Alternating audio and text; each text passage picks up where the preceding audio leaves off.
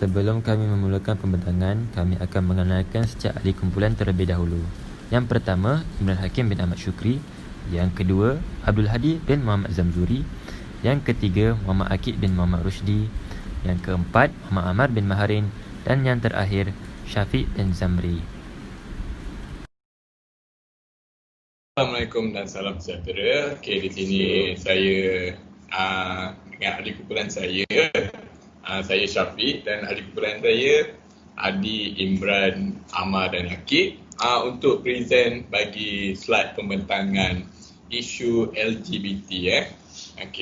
Dengan ini kami mulakan dimulakan dengan pendahuluan. Apa yang kami boleh rungkaikan di sini gejala sosial bagi bidang LGBT ni ataupun dengan kata maksud lesbian, gay, bisexual, transseksual amat membimbangkan dan makin parah di Malaysia dia mula masuk dalam sosial masyarakat sejak sekian lama. Sekarang ni sudah menjadi, orang kata, hampir menjadi normal untuk setengah masyarakat. LGBT adalah bukan satu budaya atau amalan yang sepatutnya diterima di negara ini. Kerana apa? Sebab Malaysia ini adalah negara Islam sebagai orang kata negara Islam sebagai agama yang utama. Jadi untuk sini saya boleh bagi tahu LGBT ini satu isu yang boleh merosakkan budaya hidup masyarakat, terutama daripada segi akhlak dan tingkah laku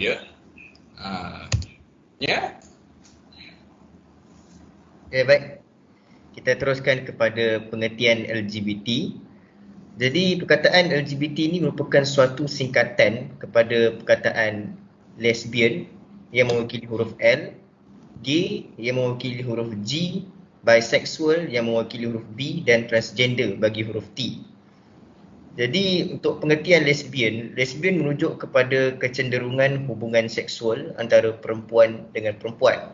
Manakala gay pula merujuk kepada kecenderungan hubungan seksual antara lelaki dengan lelaki.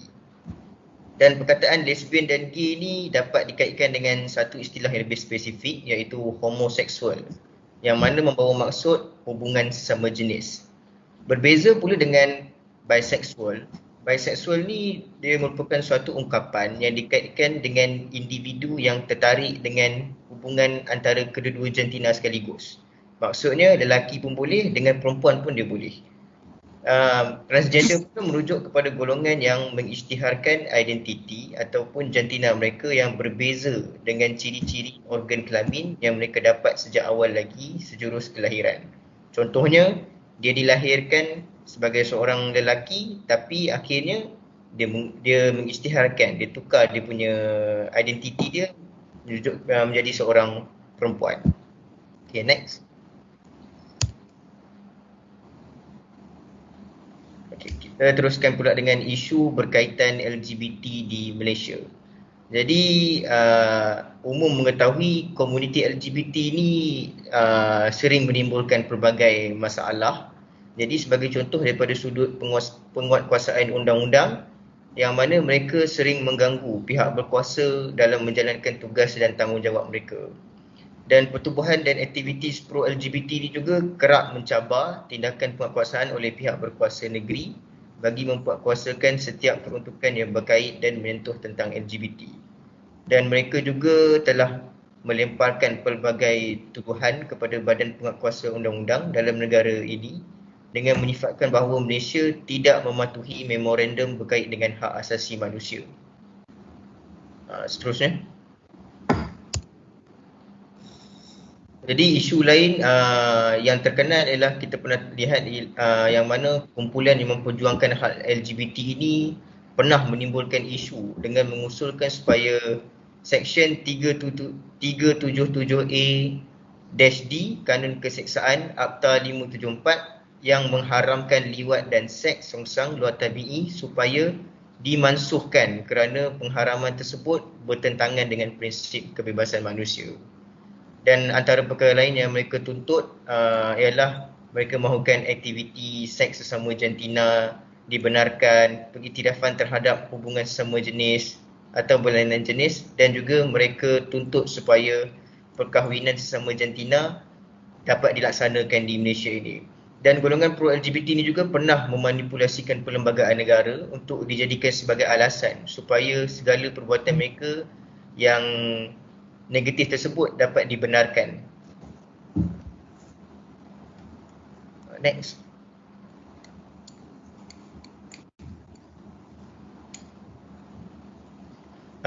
Mereka menyentuh tentang perkara 81 Perlembagaan Persekutuan yang memperuntukkan tentang hak sama rata setiap orang di sisi undang-undang dan berhak untuk mendapat perlindungan sama rata di sisi undang-undang.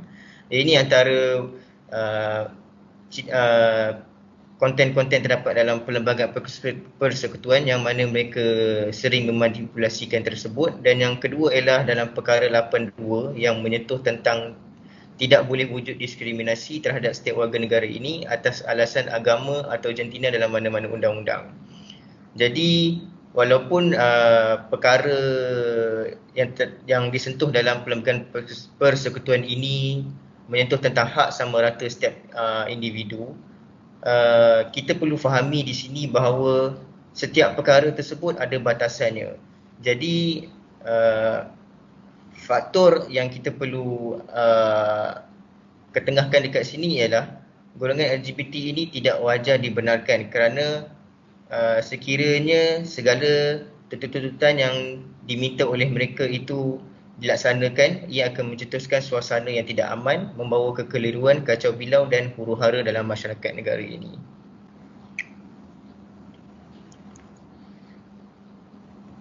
Okey, baiklah, saya teruskan dengan kesan pula LGBT boleh menimbulkan pelbagai masalah dan daripada segi masyarakat, individu pada negara ini Okey, sebagai salah satu contoh saya boleh cakap dari segi kesihatan kerana dalam segi kesihatan banyak aktiviti seperti seks bebas atau persumbang bergiat aktif. Jadi ia salah satu punca saya katakan adalah penyebaran bagi pelbagai penyakit. Sebagai contoh yang saya boleh bagi tahu adalah HIV ataupun AIDS.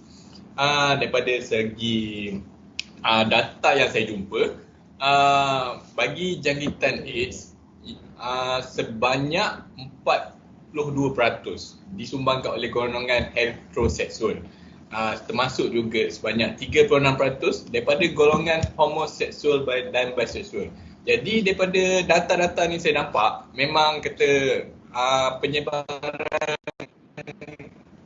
penyakit berjangkit ni sangat dan lagi apa masalah lain-lain yang boleh kita boleh dapat kesan yang saya nampak adalah risiko tinggi terlibat dalam tingkah laku yang berisiko. Yang maksud daripada ayat ini adalah masalah daripada segi kesihatan mental.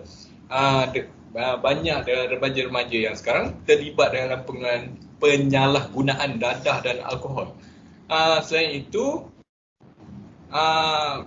individu-individu tersebut dilaporkan mempunyai masalah sikap. Jadi daripada semua itu mungkin berpunca daripada dipinggirkan oleh individu, masyarakat dan disebabkan mereka kata memilih jalan ini. Jadi disebabkan itu mereka tak dapat berfikir secara mengikut psikologi yang normal. Jadi ia adalah satu kesan. Okey.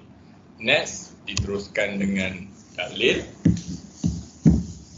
So seperti yang ditulis ditunjukkan dekat skrin dalil pada ayat surah Al-A'raf ayat 80 hingga 84. Dia bermaksud, dan Nabi Lut juga kami utuskan, ingatlah tak kala dia berkata kepada kaumnya, patutkah kamu melakukan perbuatan yang keji yang tidak pernah dilakukan oleh seorang pun daripada penduduk alam ini sebelum kamu. Sesungguhnya kamu mendatangi lelaki untuk memuaskan nafsu syahwat kamu dengan meninggalkan perempuan. Bahkan kamu ini adalah kaum yang melampaui batas dan tiada jawapan oleh kaumnya melainkan mereka. Mereka berkata, usirlah mereka, itu Nabi Lut dan pengikutnya yang taat dari bandar kamu ini. Sesungguhnya mereka adalah orang-orang yang mendakwa atau mensucikan diri maka kami selamatkan dia dan ahli keluarganya dan pengikutnya, melainkan isterinya adalah dia tergolong dalam orang-orang yang dibinasakan.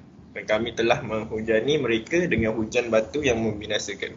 Oleh itu, lihatlah bagaimana akibat orang-orang yang melakukan kesalahan. So, ke dalil ni, orang-orang yang melakukan aktiviti ni, diorang kena satu hukuman, iaitu dihujani batu dan dibinasakan. Lepas tu pada nextnya hadis yang ditunjukkan di sini daripada Ibnu Abbas radhiyallahu anhu, berkata maksudnya Rasulullah SAW melaknat lelaki yang menyerupai perempuan dan perempuan yang menyerupai lelaki. Al-Tabrani mengatakan bahawa hadis ini hanya diriwayatkan oleh Zakaria daripada Umar bin Ubadah. Pula berseorangan diri meriwayatkan hadis ini daripada Zakaria. Al-Albani mengatakan bahawa status hadis ini adalah sahih. Oleh yang demikian, hadis ini adalah dalam kategori yang sahih oleh Nabi SAW, sama ada lelaki yang menyerupai wanita atau sebaliknya. Dalam hal ini, ia merujuk kepada golongan lelaki yang menyerupai wanita dari berbagai sudut, sehingga menonjolkan seseorang lelaki itu sebagai wanita, bukan lagi sebagai lelaki.